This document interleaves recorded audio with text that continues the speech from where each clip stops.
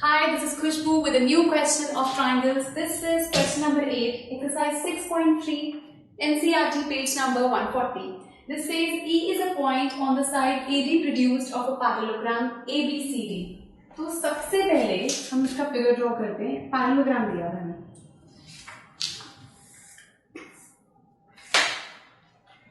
Parallelogram में दिया हुआ है ABCD. A, B, C, D. E is a point on the side AD produced. ये AD produced है. अब अगर ये AD produced है तो that means E इस पर एक पॉइंट है, ठीक है. And BE intersect CD at F.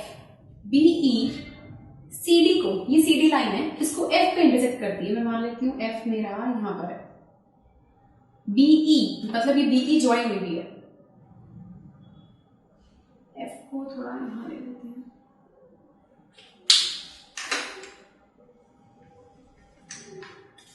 सो उसको ज्वाइन करती है F पे. Show that ABE triangle ABE मतलब ये वाला पूरा, ये वाला ट्राइंगल ABE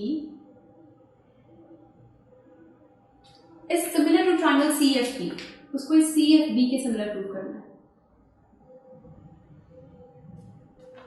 अब ये वाला ट्राइंगल और ये छोटा ट्राइंगल को आपको सिमिलर करना है. तो इसके लिए अगर ये पैरेललोग्राम है, सबसे पहली चीज, पैरेललोग्राम के ऑपोजिट एंगल्स इक्वल होते हैं, ऑपोजिट साइड्स इक्वल होती हैं. तो अगर मैं ऑपोजिट एंगल्स का लॉजिक से अगर हम यूज करें. सेकेंड थिंग, पैरेललोग्राम के ऑल्टरनेट इंटीरियर एंगल्स भी इक्वल होते हैं. ऑल्टरनेट एंगल्स अगर इक्वल हैं तो अगर ये लाइन पैरेलल है, दिस लाइन, ये AE, अगर AD पैरेलल है BC के तो उसको प्रोड्यूस करा है E तक. दैट मीन्स AE भी पैरेलल होगी इस BC के.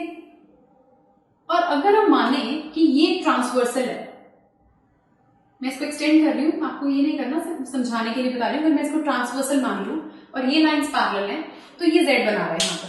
Can you see? ऐसे इस तरह से ये Z बन रहा है. ऑल्टरनेट एंगल्स के केस में हमेशा Z फॉर्म होता है. Z फॉर्म होने का मतलब है कि वो एंगल्स इक्वल हो गए, वो ऑल्टरनेट एंगल्स इक्वल है. सेम वे हम यहां कर रहे हैं. तो सबसे पहले हम लिखते हैं इसका गिवन और to proof. And make sure कि आप हर क्वेश्चन में उसका गिवन टू प्रूफ प्रॉपरली लिखें. हमें इसमें दिया हुआ है कि ABCD इज अ पैरेललोग्राम. अगर ये पैरेललोग्राम है दैट मीन्स AB पैरेलल है CD के, एंड AB पैरेलल है CD के, and AD is this, AD parallel है BC के. ओके, नेक्स्ट है टू प्रूफ. टू प्रूफ में हमारे को प्रूव करना है triangle ABE is similar to triangle CFB. Now proof.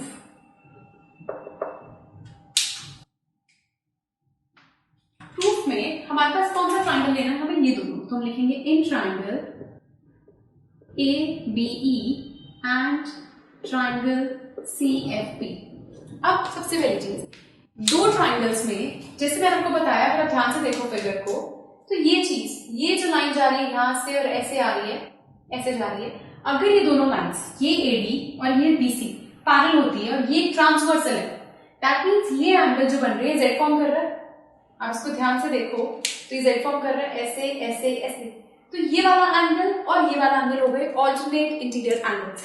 तो हम लिख सकते हैं angle AEB is equal to angle EBC, alternate interior angles.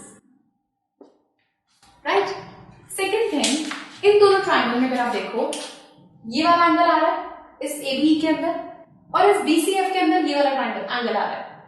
अगर मैं सिर्फ पैरेललोग्राम की बात कर रही हूं तो उसके ऑपोजिट एंगल्स इक्वल होते हैं. तो देखा जाए तो ये दोनों एंगल भी इक्वल होंगे. ये दोनों एंगल इक्वल होंगे, दैट मीन्स इन दो ट्राइंगल्स में ये एंगल आ रहे हैं, हम इसको ले सकते हैं। सो ये आ गया हमारे पास angle EAB is equal to angle BCF. Opposite angles of a parallelogram are equal. So basically हमने opposite angles of parallelogram के लॉजिक से इसको इक्वल करा और ऑर्डिनेट से। So AA सिमिलैरिटी पर हमारे ट्राइंगल जो है सिमिलर हो गया। So ये बन गया therefore triangle ABE is similar to triangle CFB by AA similarity. So hence proof. So अगर आप फिगर को ध्यान से देखोगे तो ऑपोजिट एंगल्स पैरेललोग्राम के ये हैं, D और B भी हैं, लेकिन अब इसमें पूरा B नहीं आ रहा, ये B एंगल पूरा नहीं आ रहा क्योंकि ये ट्राइंगल इतना है, इसलिए हमने उसको ले लिया, इसलिए इन दोनों एंगल्स को लिया। सेकेंड थिंग हमने क्या करा, ये एक्सटेंडेड था तो हमने इसको ट्रांसवर्सल मान लिया, तो अकॉर्डिंगली आप उसको कह सकते हो कि दिस इक्वल टू दिस। इसका बेटर है अगर आप उसका रीजन मेंशन कर दो, ऑल्टरनेटिव एंगल्स तो इक्वल है, यहां पर आप लिख सकते हो इसका as AE parallel to BC